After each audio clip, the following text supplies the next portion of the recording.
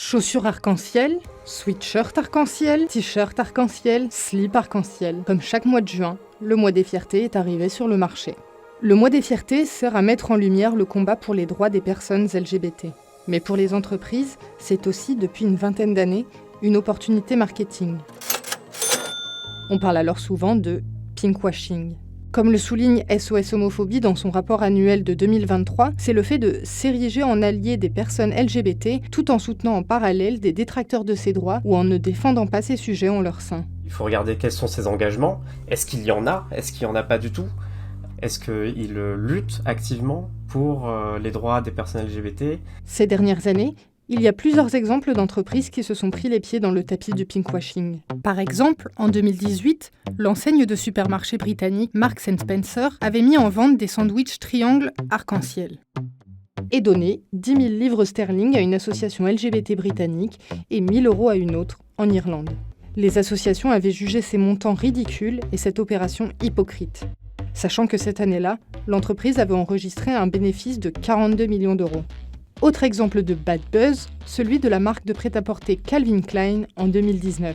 Pour le mois des fiertés, elle avait lancé une campagne incarnée par la célèbre mannequin Bella Hadid. Dans cette publicité, la mannequin, hétérosexuelle, était montrée en train d'embrasser une femme, mais pas n'importe laquelle, une animation 3D d'une femme. Calvin Klein avait rapidement publié un communiqué pour présenter ses excuses, reconnaissant que la marque aurait pu et dû faire appel au minimum à une mannequin LGBT pour incarner cet engagement politique et par la même occasion la faire embrasser une véritable personne plutôt qu'une animation virtuelle.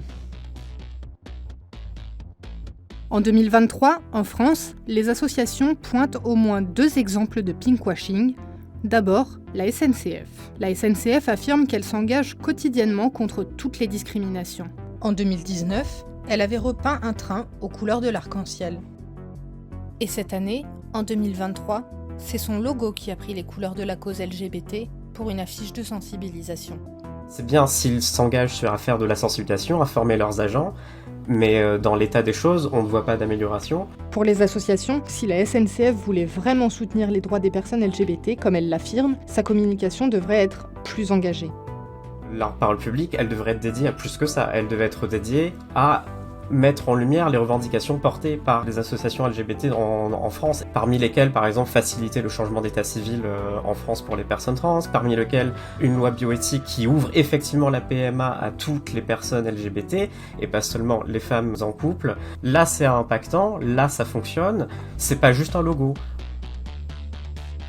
Autre exemple accusé de pinkwashing, une opération mise en place par le comité d'organisation des Jeux Olympiques de 2024. Un logo arc-en-ciel, là encore, mais aussi la création d'une tente LGBT dans le village olympique. Pour les associations, une opération là aussi en partie hypocrite, alors que des athlètes transgenres sont exclus de disciplines olympiques. Ce qu'on aurait aimé, c'est que Paris 2024 prenne position. Là, ça aurait été utile. Les Jeux Olympiques peuvent utiliser cette plateforme pour dire nous, on aimerait bien que les athlètes trans puissent participer. L'engagement des entreprises pour la communauté LGBT n'est cependant pas toujours décrié. Mais pour éviter le pinkwashing, il doit s'appuyer sur des engagements concrets et durables, pas simplement à l'arrivée du mois des fiertés. C'est par exemple le cas de la marque de prêt-à-porter Levi's et celle de glace Ben & Jerry's. Elles se sont publiquement positionnées et engagées contre des législations transphobes aux États-Unis.